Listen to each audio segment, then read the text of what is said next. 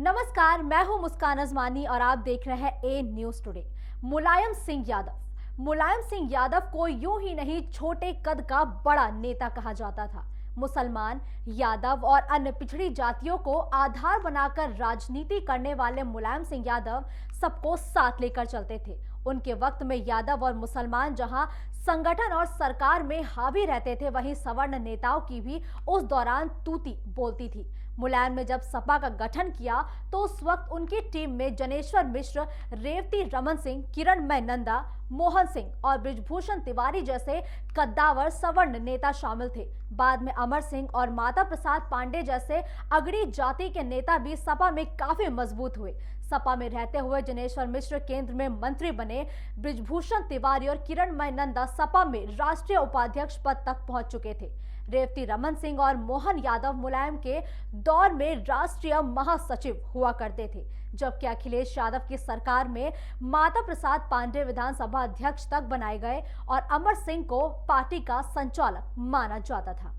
लेकिन 2024 की डगर सपा के लिए काफी मुश्किल साबित होती हुई दिख रही है, जिसके लिए अखिलेश यादव ने 3 बड़े ऐसे फैसले लिए जिसने सभी को हैरत में डाल दिया। पहले फैसले की अगर बात करें तो समाजवादी पार्टी ने हाल ही में नई राष्ट्रीय कार्यकारिणी की घोषणा की।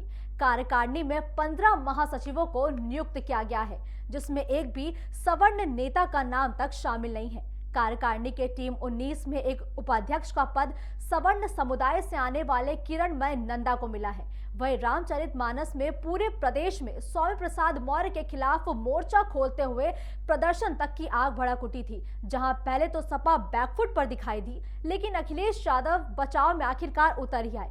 अखिलेश यादव ने कहा कि रामचरितमानस की चौपाई ही गलत है और मुख्यमंत्री योगी आदित्यनाथ को खुद इसके बारे में पढ़ना चाहिए, साथ ही साथ सोचना चाहिए।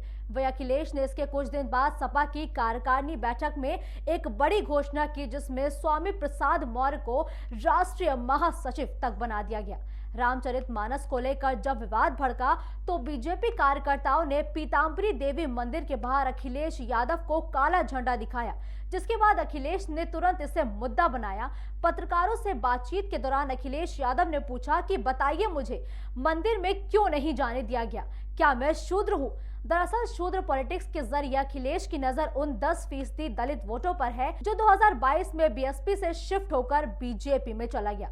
पिछड़ा और सवर्ण की राजनीति में जिस तरह सपा का स्टैंड है, ऐसे में पार्टी के भीतर सवर्ण नेताओं को भविष्य की चिंता सताने लगी है। वहीं अगर 2019 के लोकसभा चुनाव की बात करें तो उसमें करीब 5 सीटों पर ही सवर्ण समुदाय से आने वाले लोगों को टिकट दिया गया था। हालांकि सभी की हार हुई। इस बार भी पार्टी के भीतर कई दावेदार लोकसभा चुनाव लड़ने की तैयारी में है। ऐसे में उनके सामने 2 महत्वपूर्ण सवाल है और वो सवाल ये है कि सपा लोकसभा में कितनी सीटों पर सवर्ण उम्मीदवारों को टिकट देगी। तो वही दूसरा बड़ा सवाल यह है कि अखिलेश की इस रणनीति से नाराज सवर्ण पार्टी को वोट देंगे।